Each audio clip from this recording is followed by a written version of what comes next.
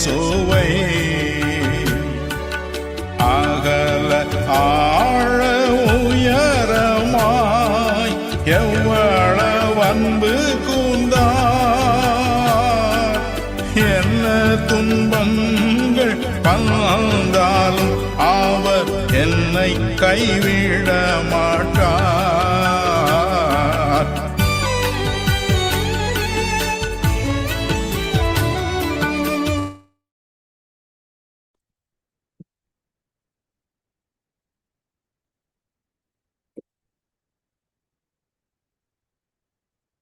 தந்தை, மகன், தூய ஆவியான ஆண்டவருக்கே மகிமை உண்டாவதாக.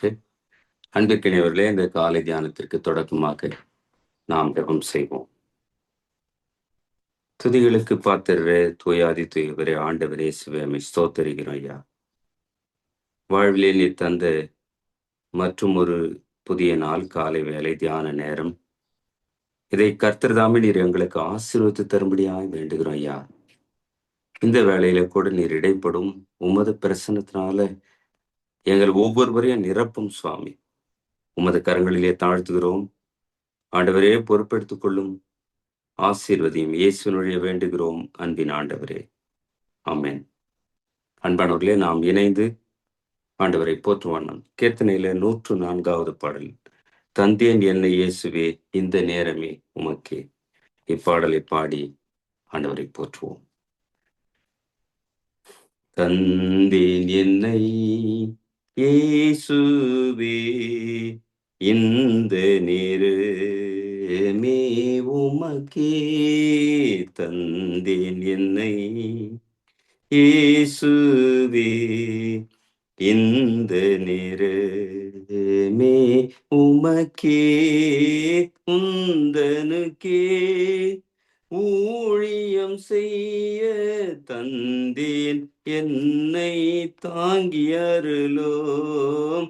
உந்தனுக்கே ஊழியம் செய்ய தந்தேன் என்னை தாங்கி அருளோம். தந்தேன் என்னை இயேசுவே இந்த நேரமே உமக்கே. ஜீவகாலம் முழுதும் தேவ பணி செய்திடுவேன். பூவில் கடும் போர் புரிகையில் காவும் உந்தன் கரத்தினில் வைத்து தந்தேன் என்னை இயேசுவே இந்த நேரமே உமக்கே. உலகோர் என்னை நேருக்கி பலமாயுத்தம் செய்திடினும் நலமாய் சர்வ ஆயுதம் பூண்டு நானிலத்தீனில் நாதா வெல்லுவேன். தந்தேன் என்னை இயேசுவே இந்த நேரமே உமக்கே. கஷ்டம் நஷ்டம் வந்தாலும் துஷ்டர் கூடி சூழ்ந்திட்டாலும் அஷ்டதிக்கும் ஆளும் தேவனே அடியேன் உம்மில் அமர செய்திடும். தந்தேன் என்னை இயேசுவே இந்த நேரமே உமக்கே. உந்தன் சித்த மே செய்வேன் என்றன் சித்த பொழித்திடுவேன். எந்த இடம் எனக்கு காட்டினோம் இயேசுவே அங்கே இதோ போகிறேன். தந்தேன் என்னை இயேசுவே இந்த நேரமே உமக்கே. ஒன்றும் இல்லை நானையா உம்மாலன்றி, ஒன்றும் செய்யேன். ஒன்றும் இல்லை நானையா உம்மாலன்றி, ஒன்றும் செய்யேன்.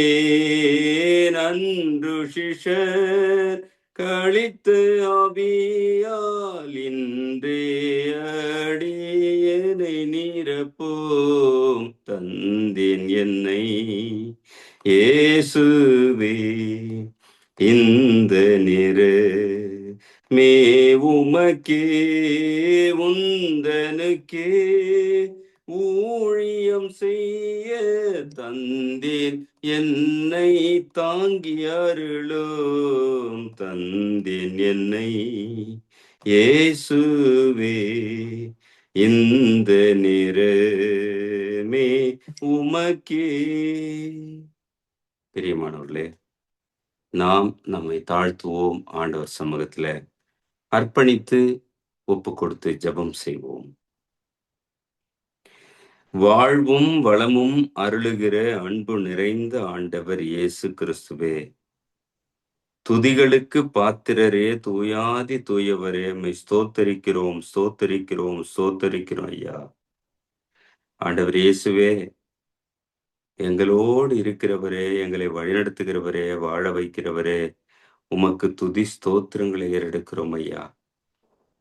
இந்த புதிய நாள் காலை வேளையில ஆண்டவரே, நாங்கள் இணைந்து உமது திருவார்த்தைகளை தியானிக்க, சமூகத்திலே ஜெபிக்க நீர் தந்திருக்கிற இந்த நேரத்துல ஆண்டவரே, எங்களோடு நீங்க இடைப்படுங்க. ஆண்டவர் தாமே தடையாக இல்லாதபடிக்கு எங்களில் இருக்கிற மீறுதல்கள், தப்பிதங்கள், குற்றங்கள், பாவங்கள் எல்லாவற்றையும் நீங்க மன்னிக்கும்படியாய் ஆண்டவர் இயேசு கிறிஸ்து நீங்க செயல்படும்படியாக பிள்ளைகளாக ஏற்றுக்கொள்ளும்படியாய் வேண்டுகிறோம் ஐயா. நிறைய பொறுப்பெடுத்துக் கொள்ளும் உமது தூய திருப்பிரசனம் இந்த கூடுகையில் இணைந்திருக்கிற மக்கள் ஒவ்வொருவரோடும் நிறைவாய் இருக்கட்டும். ஆசீர்வதியும் வழிநடத்தும் உம் கரங்களை தாழ்த்துகிறோம். அனைத்தையும் இயேசுவின் பாதம் பணிந்து வேண்டுகிறோம் அன்பின் ஆண்டவரே, ஆமென். பிரியமானவர்களே, நாம் இணைந்து கர்த்தருடைய ஜெபத்தை ஏறெடுப்போம். பரமண்டலங்களில் இருக்கிற எங்கள் பிதாவே, உம்முடைய நாமம் பரிசுத்தப்படுவதாக, உம்முடைய ராஜ்யம் வருவதாக, உம்முடைய சித்தம் பரமண்டலத்திலே செய்யப்படுவது போல பூமியிலேயும் செய்யப்படுவதாக. அன்றன்றுள்ள எங்கள் அப்பத்தை எங்களுக்கு இன்று தாரும். எங்களுக்கு விரோதமாய் குற்றம் செய்கிறவர்களுக்கு நாங்கள் மன்னிக்கிறது போல எங்கள் குற்றங்களை எங்களுக்கு மன்னியும். எங்களை சோதனைக்குள் பிரவேசிக்க பண்ணாமல் தீமையை நின்று எங்களை ரட்சித்துக் கொள்ளும். ராஜ்யமும் வல்லமையும் மகிமையும் என்றென்றைக்கும் உடையவர்களே, ஆமென். அன்பானவர்களே, இந்த காலை தியானத்திற்கான திருமறை பாடம் அது லூக்கா எழுதிய நற்செய்தி நூல் 5ஆம் அதிகாரம் 7ஆம் வசனம் தொடங்கி 11ஆம் வசனம் முடிய. யாராவது எடுத்தவர்கள் படிக்கலாம். லூக்கா 5:7 தொடங்கி 11 முடிய.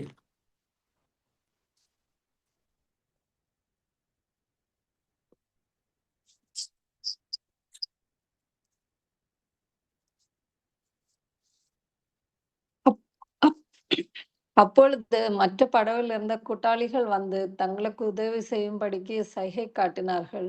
அவர்கள் வந்து 2 படகுகளும் அமிழத்தக்கதாக நிரப்பினார்கள். சீமோன் பேதுரு அதை கண்டு இயேசுவின் பாதத்தில் விழுந்து, ஆண்டவரே, நான் பாவியான மனுஷன், நீர் என்னை விட்டு போக வேண்டும் என்றான். அவர்கள் திரளான மீன்களை பிடித்த நிமித்தம் அவனுக்கு அவனோட கூட இருந்த யாவருக்கும் பிரமிப்புண்டானபடியால் அப்படி சொன்னான். சீமோனுக்கு கூட்டாளிகளான சப்தேவன் குமாரராகிய யாக்கோபும் யோவானும் அந்தபடியே பிரமித்தார்கள். அப்பொழுது இயேசு சீமோனை நோக்கி, பயப்படாதே, இது முதல் நீ மனுஷரை பிடிக்கிறவனா இருப்பா என்றார். அவர்கள் படகுகளை கரைகளை கொண்டு போய் நிறுத்தி எல்லாவற்றையும் விட்டு அவருக்கு பின் சென்றார்கள். ஆண்டவருக்கே மகிமை உண்டாவதாக. கிறிஸ்துவுக்குள் அன்பான சகோதர சகோதரிகளே, உங்கள் அனைவருக்கும் ஆண்டவரின் திருப்பெயர்ல வாழ்த்துக்களையும் ஸ்தோத்திரங்களையும் தெரிவிக்கிறேன். கர்த்தர் தாமே ஆசீர்வதிப்பாராக. அன்பானவர்களே, இந்த காலை வேளையிலே நாம் தியானிப்பதற்கான தலைப்பு விலை கொடுக்கும் சீஷத்துவத்திற்கு திரும்புதல். Return through costly discipleship. நம்மை விலைக்கிரயமாக அல்லது நம்மை இழக்க, நம்மை கொடுக்க, நம்மை அர்ப்பணிக்க அழைப்பதுவே இந்த சீடத்துவத்திற்கு விலையாக இருக்கிறது என்று நாம் சற்று சிந்திக்க அழைக்கப்படுகிறோம். இங்கே செபதேவின் மக்களாகிய யாக்கோபும் யோவானும், அந்த இருவர் ஆண்டவர் இயேசுவின் அழைப்பை அல்லது அவருடைய வல்ல செயல்களை கண்டபொழுது, அவர் அழைத்த போது தனக்கானவைகளை தங்களுக்கானதை விட்டு பின் சென்றதை நாம் பார்க்கிறோம். அந்த 11ஆம் வசனத்துல அவர்கள் படவுகளை கரையிலே கொண்டு போய் நிறுத்தி எல்லாவற்றையும் விட்டு அவருக்கு பின் சென்றார்கள். யாக்கோபும் யோவானும் இவர்கள் ஒரு குடும்பத்தை சார்ந்த சகோதரர்கள். செபதேவின் குமாரராக இந்த யாக்கோபும் யோவானும் ஆண்டவர் இயேசுவை பின்பற்றி சென்றதை, அவனுடைய அந்த சீடத்துவத்திற்கான கிரயத்தை, விலையை என்னவென்று நாம் பார்க்கிறோம் என்றால், தாங்கள் காலங்காலமாக தந்தையோடு இணைந்து செய்து வந்த தொழிலை, தன்னுடைய குடும்பத்தை, தனது உறவுகளை விட்டு தங்களுக்கான எல்லாவற்றையும் விட்டுவிட்டு இயேசுவுக்கு பின் சென்றார்கள். அதற்கு முன்பதாக பேதுரு அடிகளார், பேதுரு சீடன், அவரும் கூட்டாளிகளுமா சேர்ந்து மீன் பிடிக்கிறாங்க. ரா முழுதும் பிரயாசப்பட்டு மீன் ஒன்றும் அவர்களுக்கு அகப்படல. அப்ப இயேசு வருகிறார். கரையிலே படவை கண்டு பேதுரு இடத்துல, கொஞ்சம் ஆழத்துக்கு தள்ளி போறியா? பேதுரு உடனே போகிறார். அங்கே ஆண்டவர் சொல்லுகிறார், வலைய போடுங்க. அப்போ பேதுரு சொல்றாரு 4:5 வசனத்துல, லூக்கா 5:4-5, அவர் போதகம் பண்ணி முடித்த பின்பு சீமோனை நோக்கி, ஆழத்திலே தள்ளி கொண்டு போய் மீன் பிடிக்கும்படி உங்கள் வலைகளை போடுங்கள் என்றார். அதற்கு சீமோன், ஐயரே, ரா முழுவதும் நாங்கள் பிரயாசப்பட்டும் ஒன்றும் அகப்படவில்லை, ஆகிலும் உம்முடைய வார்த்தையின்படியே வலையை போடுகிறேன் என்றார். ஐயா, ரா முழுசும் நாங்க பிரயாசப்பட்டோம், ஒண்ணுமே எங்களுக்கு கிடைக்கல. நாம் சிந்திக்க வேண்டாம் அன்பானவர்களே. அவர்கள் மீனவ தொழில், அதாவது அவருடைய வாழ்க்கையே அந்த மீன் பிடிக்கிற தொழில, எப்படியெல்லாம் அவருடைய பிரயாசங்கள், எப்படியெல்லாம் அவர்கள் அந்த தொழில நேர்த்தியா இருந்திருப்பார்கள். அப்படிப்பட்டவங்க முழுசும் ஒரு நாள் பிரயாசப்படுறாங்க, மீன் கிடைக்கல. ஆனா இயேசு கிறிஸ்து அழைக்கிறார், வலையை போடுங்கன்னு சொல்றாரு. சொன்ன போது நாம் இங்கே பேதுரு சொல்வதை பார்க்க வேண்டும். ஐயா, முழுதும் பிரயாசப்பட்டோம், ஒண்ணும் கிடைக்கல, ஆனாலும் உம்முடைய வார்த்தையின்படி செய்கிறோம் என்று அந்த வார்த்தைக்கு கீழ்ப்படிந்து யோசித்திருக்கலாம். நமக்கு தெரியாதா? நமக்கு இதேதான் தொழில், ஆனா நாம கிடைக்காம வந்திருக்கோம், இவர் கொண்டு வலைய போடுங்கன்றாரு என்று எதிர்த்து நில்லாமல் அந்த வார்த்தைக்கு கீழ்ப்படிந்தாங்க. நாம் கானாவூர் திருமணத்துல முதல் அற்புதத்துல பார்க்கிறோம். யோவான் 2ஆம் அதிகாரத்துல ஏசாமி வராரு, தண்ணீரை நிரப்புங்கள், கற்சாடியில தண்ணீர் நிரப்புங்கள் சொன்ன பொழுது அங்கே எதிர்த்து பேசவில்லை, நிரப்பினார்கள். கொண்டு போய் கொடுங்கள் நாங்க. அவர் சொன்ன பொழுது அந்த வார்த்தை கீழ்ப்படிந்து அவர் கொண்டு போகிற பொழுது தண்ணீர் திராட்சை ரசமா மாறியது. 10 குஷ்டரோகிகள் வருகிறார்கள். நீங்க போய் உங்களை ஆசாரியத்தை காண்பீங்கன்னு சொன்னார். அவங்க மேலே கையை வைக்கல, ஜெபம் பண்ணல, சுகமாகன்னு சொல்ல. நீங்க உங்களை போய் காண்பீங்கன்னு சொன்னார். போகிற போது அவர்கள் சுகமடைந்தார்கள். நாம் சிந்திக்க வேண்டும். முதலாவது ஆண்டவர் நம்மிலே விரும்புவது கீழ்ப்படிதல். இங்கே பேதுரு அவர் கூட்டாளிகள் இணைந்து செய்கிற தொழில, மீன் பிடிக்கிற வேலையில முழுதும் பிரயாசப்பட்டு ஒன்றும் கிடைக்கவில்லை. ஆனால் ஆண்டவர் இயேசு சொன்ன பொழுது அவர்கள் வலையை போட்டார்கள், வலை கிழிந்து போகத்தக்கதாக. 6ஆம் வசனத்திலே அந்தப்படியே அவர்கள் செய்து, இயேசு சுவாமி சொன்னபடி அவர்கள் செய்தார்கள். தங்கள் வலை கிழிந்து போகத்தக்கதாக மிகுதியான மீன்களை பிடித்தார்கள். கர்த்தர் பெரியவர், அவர் வார்த்தைக்கு கீழ்ப்படிய வேண்டும். கீழ்ப்படிந்து அவர்கள் வலை கிழிந்து போகத்தக்கதான மீன் முழுதும் தங்களுடைய உழைப்பினால், தங்களுடைய பிரயாசத்தினாலே அவர்கள் முயற்சி செய்தால் ஒன்று கிடைக்கவில்லை. ஆண்டவருடைய வார்த்தையை கேட்டு கீழ்ப்படுகிற பொழுது மகத்தான மீன்களை, வலை கிழிந்து போகத்தக்கதான மீன்களை அவர்கள் பிடித்தார்கள். அப்போ ஆண்டவர் இயேசுவின் அந்த வார்த்தைக்கு கீழ்ப்படிந்து அவர்கள் அற்புதங்களை கண்ட பொழுது, அந்த வல்ல செயல்களை கண்ட பொழுது, இயேசுவை அவர்கள் ஆண்டவர் என்று கண்டு கொண்டார்கள். அப்பொழுதுதான் இந்த 10-11 வசனத்துல சீமோனுக்கு கூட்டாளிகளான செபதேவின் குமாரராகிய யாக்கோபும் யோவானும் அந்தப்படியே பிரமித்தார்கள். எல்லாரும் ஆச்சரியப்படுறாங்க, என்ன நடக்குதுங்க? நாம் முயற்சி செய்தோம், நம்மால் முடியவில்லை. ஆனால் ஆண்டவர் இயேசு வந்த பொழுது இங்கே பிரமிக்கும்படியான அற்புதம் நடந்தேறுகிறது என்று சொல்லி அவர்கள் பிரமித்தார்கள். அப்பொழுது இயேசு சீமோனை நோக்கி, பயப்படாதே, இது முதல் நீ மனுஷரை பிடிக்கிறவனாய் இருப்பாய் என்றார். ஏசாமி சொல்றாரு பேதுருவை பார்த்து, நீ பயப்படாதப்பா, நீ இப்ப மீன் தான் வலை கழிஞ்சு போற அளவுக்கு பிடிச்ச, ஆனால் இது முதற்கொண்டு நீ மனிதரை பிடிக்கிறவனாய் உன்னை மாற்றப் போகிறேன் என்று அழைக்கிறார். ஆண்டவர் இயேசுவுக்கு பின் சீடத்துவத்தின் தலைமைத்துவத்தை, ஊழியத்தின் தலைமைத்துவத்தை, திருச்சபையின் முதற் பகுதியை அல்லது தொடக்க காலத்தை பேதுரு தலைவராயிருந்து செயல்பட்டதை நாம் பார்க்கிறோம். உடனிருந்த கூட்டாளிகளான யாக்கோபும் யோவானும் 11 வசனத்துல மீண்டும் படிக்கிறேன். அவர்கள் படவுகளை கரையிலே கொண்டு போய் நிறுத்தி எல்லாவற்றையும் விட்டு அவருக்கு பின் சென்றார்கள். எல்லாவற்றையும் விட்டார்கள். என்ன? தனது உறவு, தனது சொந்த பந்தங்கள், பெற்றோர் எல்லாம், தனக்கான தொழில் சார்ந்த பொருட்கள் எல்லாம், தனக்கான எல்லா ஆஸ்திகளும். ஒரு மீனவர் என்றால் அவருக்கு ஏராளமான பொருட்கள் அல்லது பொருளாதாரம் சார்ந்த விஷயங்கள் மிகுந்திருக்கும் என்று சொல்லுகிறார்கள். அதை எல்லாவற்றையும் அவர்கள் விட்டு இயேசுவுக்கு பின் சென்றார்கள். இதுதான் சீடத்துவத்தின் விலைக்கிரயம். இதுதான் இயேசுவை பின்பற்றி செல்லுவது. எலியா எலிசாவை அழைத்த போது எலிசா தனக்கானதை எல்லாம் விட்டு, தன்னுடைய சொந்த பந்த பெற்றோர் எல்லாம் விட்டு எலியாவுக்கு பின் சென்று ஊழியம் செய்ததை நாம் பார்க்கிறோம். அன்பானவர்களே, இந்த லெந்து நாட்களிலே ஆண்டவர் நம்மை அழைப்பது, உனக்காக நான் மரித்தேனே, உனக்காக என் வாழ்வியை சிலுவையிலே ஈந்தேனே, எனக்காக நீ என்ன செய்கிறாய்? இயேசு கிறிஸ்து நம்மில் எதிர்பார்ப்பது நம்முடைய பணமோ பொருளோ நமக்கானதோ அல்ல. அதெல்லாம் 2ஆம் கட்டம் தான். முதலாவது நம்மை ஆண்டவருக்கென்று இழக்க, நம்மையே அர்ப்பணிக்க, நம்மையே ஒப்பு கொடுக்க இயேசு கிறிஸ்து விரும்புகிறார். நாம் அவர் வார்த்தைக்கு கீழ்ப்படுகிற பொழுது அன்றைக்கு சீடர்கள் எதிர்பாராத அற்புதத்தை பெற்றுக் கொண்டார்கள். அன்றைக்கு சீடர்கள் ராம் முழுதும் தங்களுடைய முயற்சி, தங்களுடைய பிரயாசங்கள் அதையெல்லாம் போட்டாங்க. ஆனா ராம் முழுசும் ஒண்ணும் கிடைக்கல. ஆனால் ஆண்டவர் வார்த்தை கீழ்ப்படிந்த போது வலை கிழிந்து போகத்தக்கதான மீன்களை பிடித்தார்கள்.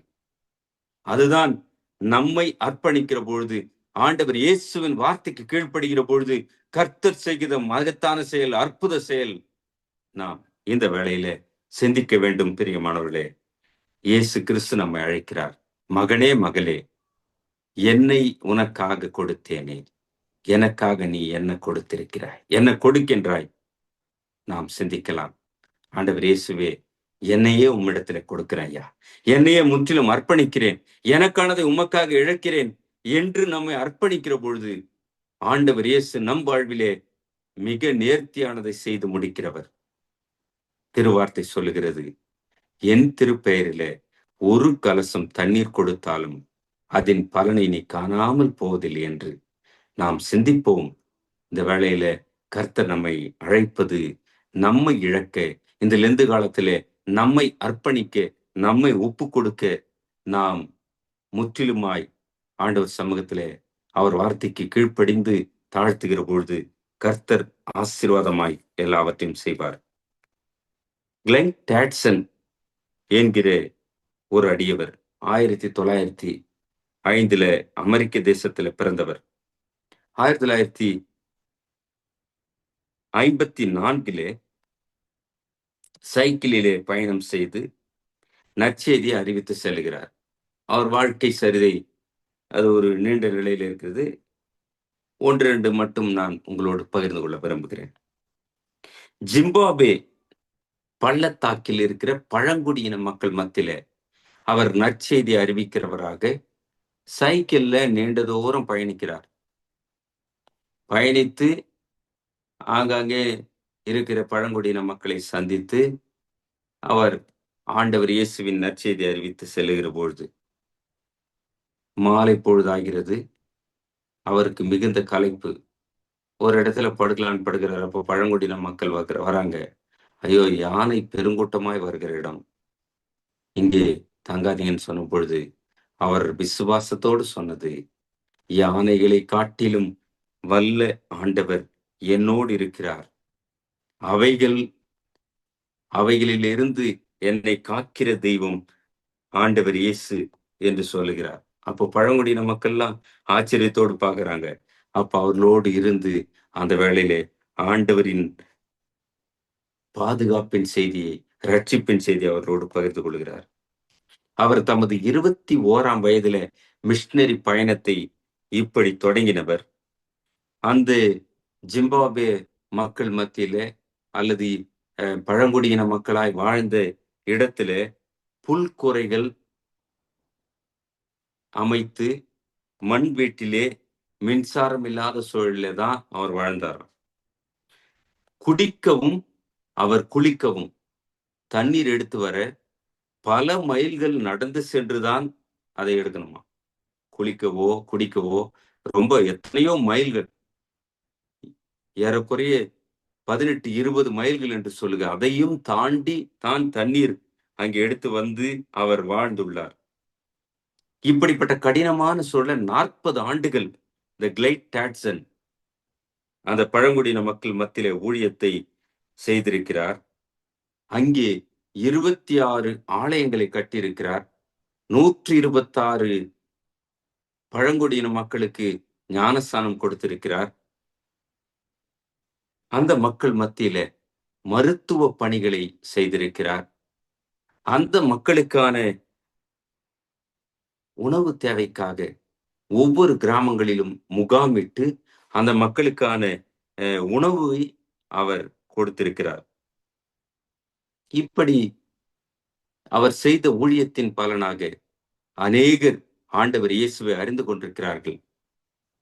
தமது வாழ்க்கை பயணத்தை 1982 அவர் ஆண்டவர் சமூகத்திலே அமைதலான சூழலிலே ஒப்பு கொடுத்தார் என்று முடிகிறது. நாம் சிந்திக்கலாம் அன்பானவர்களே. இந்த கிளைட் டாட்சன் அமெரிக்க தேசத்துல அவருடைய நிலைமையை, அவருடைய சூழலை விட்டு எல்லாவற்றையும் இழந்து அன்றைக்கான மிகவும் கடுமையான பழங்குடியின மக்களாக வேறுபட்ட சூழல்ல சென்று அந்த மக்களோடு தங்கி அவர் செய்த ஊழியம் அநேக மக்களை இயேசுனிடத்தில் அழைத்து வந்தது. அநேகர் தங்கள் வாழ்விலே இயேசுவை ஏற்றுக்கொண்டார்கள். ஆலயங்கள் கட்டப்பட்டது. அங்கே மக்களுக்கான மருத்துவ சேவை செய்யப்பட்டது. அந்த மக்களுக்கான உணவுகள் கொடுக்கப்பட்டது. இப்படி அவருடைய வாழ்க்கை நீண்டு கொண்டு செல்லுகிறது. இந்த கிறிஸ்தவ ஜீவியத்திலே நம்மை அழைப்பது ஆண்டவர் இயேசு. நீ என்னை பின்பற்றி வருவாயானால் முதலாவது என் வார்த்தைக்கு கீழ்ப்படிய வேண்டும், உன்னை என்னிடத்திலே கொடுக்க வேண்டும் என்பதை நாம் சிந்திப்போம். நம் வாழ்வை சீர்தூக்கி பார்ப்போம். இந்த லெந்து காலத்துல நம்மை அர்ப்பணித்து ஒப்பு கொடுப்போம். ஆண்டவர் இத்திரு வார்த்தைகளை நமக்கு நிறைவாக்கி கொடுப்பாராக. ஆமென்.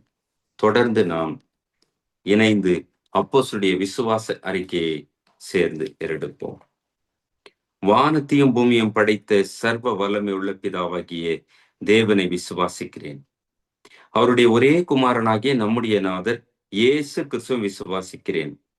அவர் பரிசுத்த ஆவியினாலே கன்னி மறைத்து உட்பவித்து பிறந்தார். பொந்திய பிலாத்துவின் காலத்தில் பாடுபட்டு சிலுவையில் அறையுண்டு மரித்து அடக்கம் பண்ணப்பட்டு பாதாளத்தில் இறங்கினார். 3ஆம் நாள் மரித்தோரிடத்திலிருந்து எழுந்தருளினார். பரமண்டலத்துக்கேறி சர்வ வல்லமையுள்ள பிதாவாகிய தேவனுடைய வலது பரிசில வெற்றிருக்கிறார். அவ்விடத்திலிருந்து உயிருள்ளோரையும் மரித்தோரையும் நியாயத்திற்கு வருவார். பரிசுத்த ஆவியை விசுவாசிக்கிறேன். பொதுவாயிருக்கிற பரிசுத்த சபையும் பரிசுத்தவனுடைய ஐக்கியமும் பாவ மன்னிப்பும் சரீரம் உயிர்த்தெழுதலும் நித்திய ஜீவனும் உண்டென்று விசுவாசிக்கிறேன். ஆமென். பிரியமானவர்களே, தொடர்ந்து நாம் துதிப்பாடல்ல 34வது பாடல் ஸ்தோத்திரம் பாடியே போற்றிடுவேன். இப்பாடலை பாடி நாம் ஆண்டவரை துதிப்போம். ஸ்தோத்திரம் பாடியே போற்றிடுவேன் தேவாதி தேவனை ராஜாதிராஜனை வாழ்த்தி வணங்கிடுவேன்.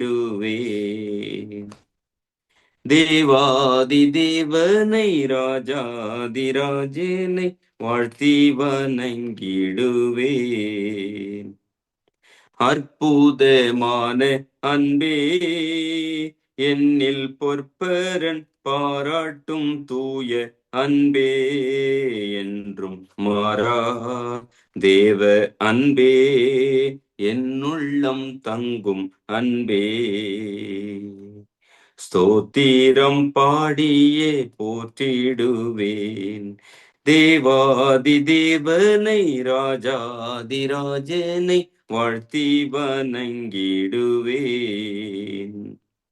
ஜோதியாய் வந்த அன்பே பூவில் ஜீவன் தந்து என்னை மீட்ட அன்பே தியாகமான தேவ அன்பே திவ்ய மதுர அன்பே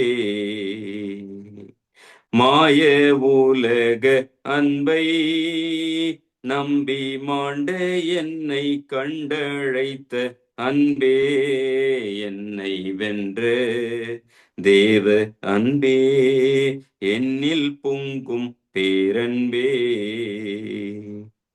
ஆதரவான அன்பே நித்தம் அன்னை போல் என்னையும் தாங்கும் அன்பே உன்னதமா தேவ அன்பே உள்ளம் கவரும் அன்பே வாக்கு மாறாத அன்பே திருவார்த்தையூரை தென்னை தேற்றும் அன்பே சர்வ வல்ல தேவ அன்பே சந்ததம் ஓங்கும் அன்பே ஸ்தோத்திரம் பாடியே போற்றிடுவேன் தேவாதி தேவனை ராஜாதி ராஜனை வாழ்த்தி வணங்கிடுவேன். தேவாதி தேவனை ராஜாதி ராஜனை வாழ்த்தி வணங்கிடுவேன். நிறைவாக ஜெபித்து நாம் முடிக்கலாம். ஆண்டவர் இயேசுவே ஸ்தோத்தரிக்கிறோம் ஐயா. இந்த தியானத்துல கூட நீர் எங்களோடு இடைப்பட்டமைக்காய் உமக்கு ஸ்தோத்திரம் ஆண்டவரே. அன்றைக்கு யாக்கோபும் யோவானும் தங்களுக்கானதை இழந்து தங்களுக்கானதை விட்டு பாதங்களை பின்பற்றி வார்த்தைக்கு கீழ்ப்படிந்து ஊழியத்தை செய்ய அர்ப்பணித்தார்களே ஆண்டவரே. வார்த்தைக்கு கீழ்ப்படுகிற பொழுது எப்படிப்பட்ட அற்புதம் நடக்கும் என்பதை அவர்கள் வாழ்விலே தொடக்கத்திலேயே நீர் செய்து காண்பித்தீர் சுவாமி. எங்கள் வாழ்விலும் அந்த வல்லமையான ஆண்டவர் இடைப்பட்டு கொண்டே இருக்கிறீர், செயல்பட்டு கொண்டே இருக்கிறீர். வார்த்தைக்கு தொடர்ந்து கீழ்ப்படிந்தவர்களாக எங்கள் ஒவ்வொருவரை அர்ப்பணிக்கும் அருள் தாரும். இந்த நேரத்தில் கூட உலக அமைதிக்காக நாங்கள் வேண்டுகிறோம் ஐயா. சமாதான பிரபு, நீங்க சமாதானத்தை கட்டளிடும்படியாய் வேண்டுகிறோம். இந்த போச்சூழல் எல்லாம் இல்லாமல் ஆகட்டும், அமைதி உண்டாகட்டும், கரங்கள்ல தாழ்த்துகிறோம். இந்த தியானத்துல உம்மை நோக்கி தங்களை அர்ப்பணித்து ஒப்பு கொடுத்து பாரத்தோடு வேண்டுகிற மக்களை நீங்க நோக்கி பாரும். அவங்க உள்ளத்தின் கவலை எல்லாம் எடுத்து போடும் விண்ணப்பங்களுக்கு எல்லாம் நீங்க பதில் கொடுத்து ஆசீர்வதியும் அற்புதங்களை செய்கிற கர்த்தர். நீர் மாறாத தெய்வம். நீங்க இடைப்படுங்க, மக்களோடு செயல்படுங்கய்யா. அற்புதத்தை அதிசயத்தை செய்கிற வல்லமையான ஆண்டவர். நீர் மகத்தானதை செய்து வழிநடத்தும் கரங்கள்ல தாழ்த்துகிறோம். அனைத்தையும் இயேசுவின் பாதம் பணிந்து வேண்டுகிறோம் அன்பின் ஆண்டவரே. ஆமென். என் ஆத்துமாவே கர்த்தரை ஸ்தோத்திரி, என் முழு உள்ளமையுடைய பரிசுத்த நாமத்தை ஸ்தோத்திரி. என் ஆத்துமாவே கர்த்தரை ஸ்தோத்திரி, அவர் செய்த சகல உபகாரங்களை மறவாதே. ஆமென். ஆண்டவராகிய இயேசு கிறிஸ்துவின் கிருபையும் தாயும் தந்தையுமான கடவுளின் அன்பும் வழி நடத்தி செல்கிற தூய ஆவியானவரின் ஐக்கியமும் வழிநடத்தலும் நீங்காத நிறைவான சமாதானமும் ஆசீர்வாதமும் நம் அனைவரோடும் இன்றும் என்றும் எல்லா காலங்களிலும் இருந்து காத்து ஆசீர்வதிப்பாராக. ஆமென். பிரியமானவர்களே, ஆண்டவர் இயேசுவின் திருப்பெயரிலே வாழ்த்துக்களையும் ஸ்தோத்திரங்களையும் தெரிவிக்கிறேன். கர்த்தர் தாமே ஆசீர்வதிப்பாராக. ஆமென்.